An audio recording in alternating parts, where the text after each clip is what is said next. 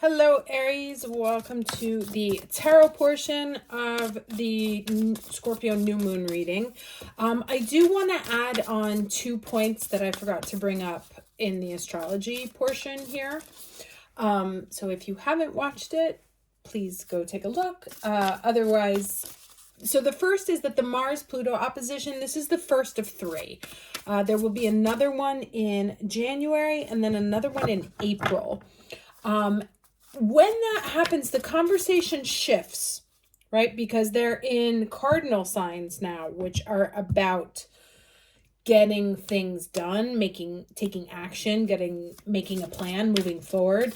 When they face off in January and April, they will be in fixed signs because Pluto will be in Aquarius and Mars will be in Leo. So that will be a little bit more tense than it is now. I mean, actually 3 things I forgot to mention because they're both at an aneretic degree. So they're both feeling very urgent to get something done because they're both aware of the fact that they're not coming back, even though Mars is. But the second point I forgot to mention is that the new moon is trying to Saturn. And so you have all that transformative energy ultimately laddering up to the boundaries that Saturn is trying to build around your dreams, right? So whatever, like I said in the reading, whatever the change is, the transformation is, the chaos is, it's part of the development process and it's for your better good. Okay, so let's go ahead and get the overall energy here for the Aries watching this video for this Scorpio new moon on November 1st, 2024. Overall energy.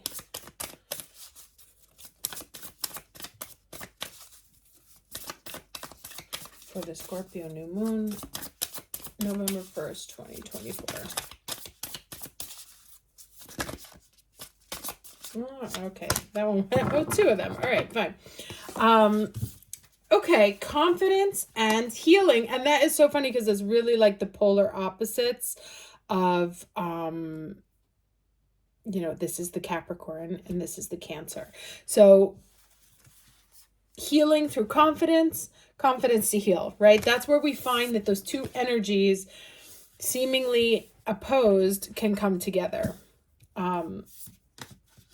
Let me read some of this real quick. I don't want to read all of it because this will be too long. Let's go with confidence. A lack of confidence is blocking you from living your life to the full. It's about time you trusted in your own gifts and abilities, for self-doubt seems to be running the show. You know the answers, you understand what's best for all, but you're keeping quiet and seeking out the opinion of others. Time to trust and believe in yourself. As new confidence shines forth, you're more readily available to share with the world everything that you have to offer. And then the healing. Health issues and chronic pain may be taking their toll, affecting the way you live your life. That can be physical, emotional, psychological, whatever. Seek appropriate help and medication, but allow the healing energy of spirit to soothe your discomfort. Reduce your intake of alcohol, caffeine, and sugar in order to raise your energetic vibration on all levels. So take sensible steps to ensure the restoration of health and listen to the signs your body is telling you. This is very much the Cancer energy there. Really like taking care of what's in or what's within for healing what lies underneath, which is very Scorpionic. Scorpio is what is underneath, right? What you cannot see, the wounds, the health, the blood flow, the lymph, and the confidence is, comes from within. So that these 2 are going almost like hand in hand, that as you heal what's not the external, but the internal, you You see, and look at the hands there. Here the hands are closed and here they are spreading, right? Reaching out. So as you close the circuits and take care of what's within, you are then able to spread your wings without. Let's get the challenge energy here.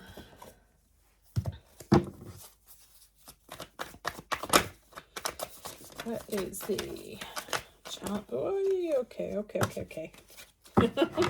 Cards jumping. What do we have here? All right, so the Lovers. This came up, I think, in... Oh, yeah, it came up in a daily reading the other day that they demonetized because in the card they're naked. And then we have the Knight of Wands. So I also mentioned in the reading that the energy is intense. So I do think that this moon is for good at the end of the day, and what it brings is positive. It doesn't mean it's light energy. It is very strong energy. But it brings you to, clarity on what the choice is. Do I stay? Do I go? What are my options? What needs to happen? And this is kind of that face-off, right? That Pluto and Mars, right? What needs to happen in order to be able to move forward?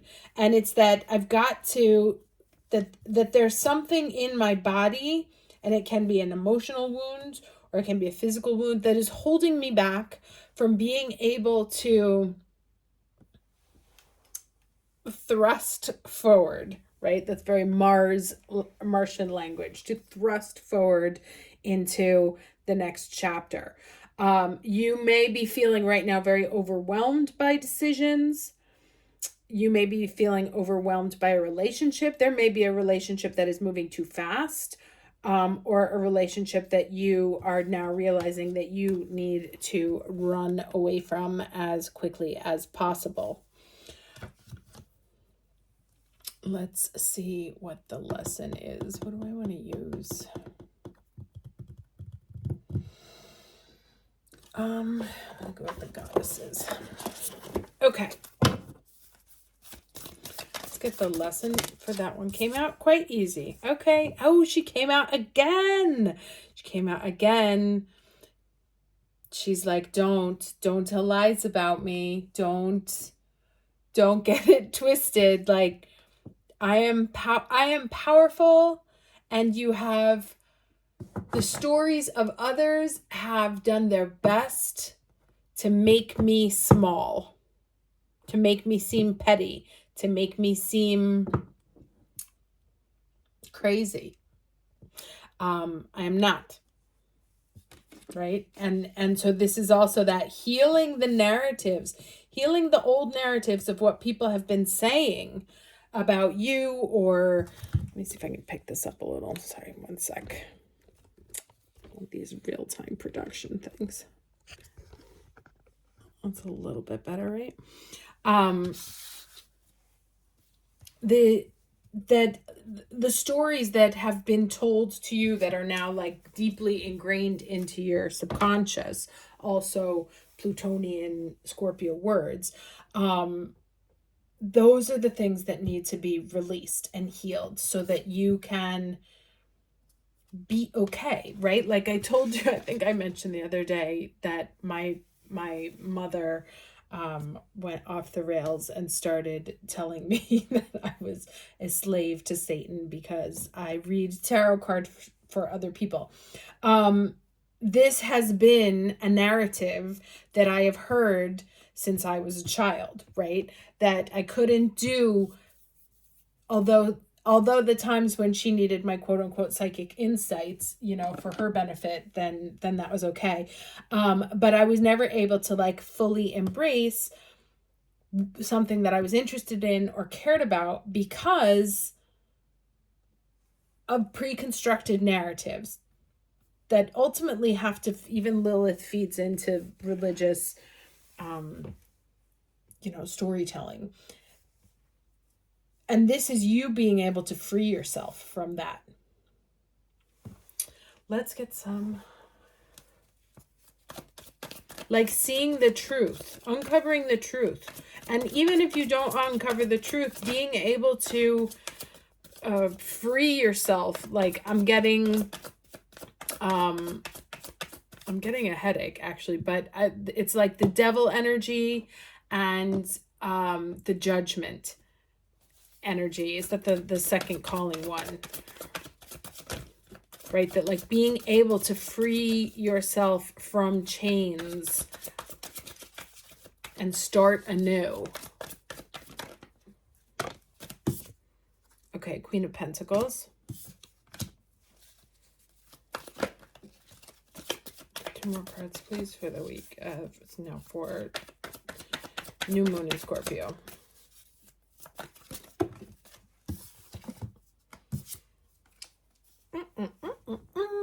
Five of Swords, Ace of Cups, right? Very sort of contemplative about what's real, what's not. Walking away, right? This is just, you know what? I'm out. New beginnings. That see, this queen to me, like it depends on the context, of course, but I've always felt of all the queens, she is the one that's like the most imprisoned, right? Kind of like married for money, married to the money, married to the stability, but not like, I don't see her getting up and like running off and you know, marrying the jester kind of thing. Whereas you could totally see like a Queen of Wands doing that. You could totally see the Queen of Cups doing that. And so there's a fixedness here in this energy of belonging, like being beholden to something. All right, like the Queen Elizabeth put the crown over everything else. And here there's a saying that in the you know what? I'm just going to walk away from this. I'm not going to play because there's the Five Swords here. And if we think about the Five of Wands, which is conflict, right? And the five is always sort of a conflict turning point. And be like, I'm just not putting up with this anymore. I'm out. There's like a whole new renewed sense of like feeling washed clean. And that you can actually put yourself on a path towards a different sort of richness, right? That it's not about the like traditions, it's about the happiness, the fulfillment, right? So there's a battle here between obligations and convention and expectations, and there's then like what lies in your heart. And the turning point is you being willing to walk away from something that you've been engaged in, but that's felt like a struggle, that's felt like a battle, right? Like you've been struggling to stay in it, to stay alive, and you're like, you know what? Forget this. Like, I'm out. Let's get, I don't know why. I usually only use this for Mercury, but I was drawn to pick up this deck today for, I'm checking for naked cards now. That cracks me up that they like don't monetize it because of the drawings. I mean, I get it, but this is like of all the things. All right, can I get some last wisdom here for the Scorpio new moon, please? For the that one was very insistent. All right, what do we have? Okay, the dowsing rods, the seeker. Let's see what this says. It's funny because dowsing rods was my first introduction into the esoteric world. I was working at a clothing store in Soho in New York in the 90s. And the woman who was our manager was Egyptian, and she was part of some group, and she was showing us like the whole aura thing. She would put like hangers on her hands and make us walk towards her, and you would see that they would start moving, and that was like how she was measuring people's auras. And I was fascinated by that. And at first I was like, oh my God, that's insane. But then I was like, no, actually that's super cool.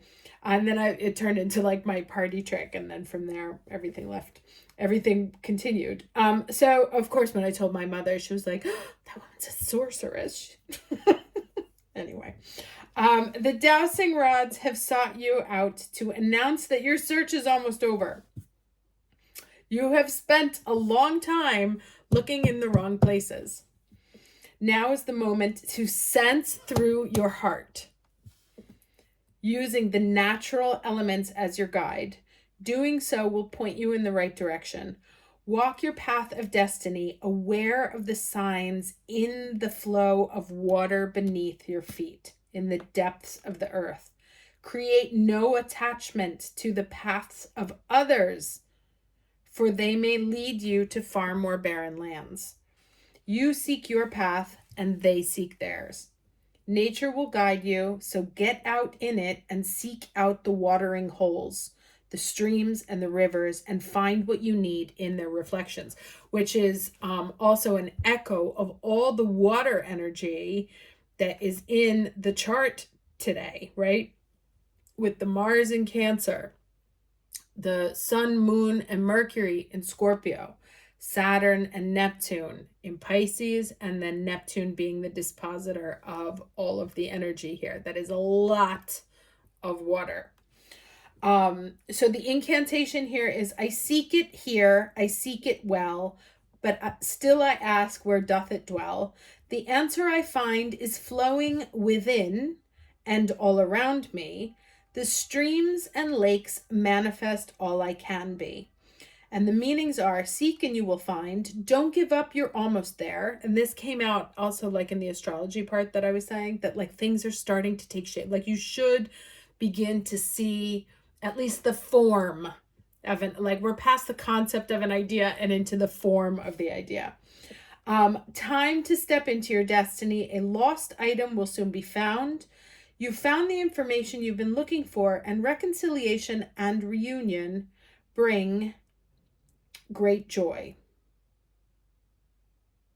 Oh, that's so funny. It talks about Egypt. Okay. So hope this was helpful for you. My head is literally splitting open, and it was not before. So like I said, this energy is intense. Ground yourself, be in water. If you are not near a source of water, like if you don't have like a river, a stream, or a pond or whatever, not stagnant water, like water that moves, then take a shower and try and center in there. But embrace, this is a real time to embrace the water within and without. Okay, hope this was helpful. We'll see you on the weekend for the next reading. Take care.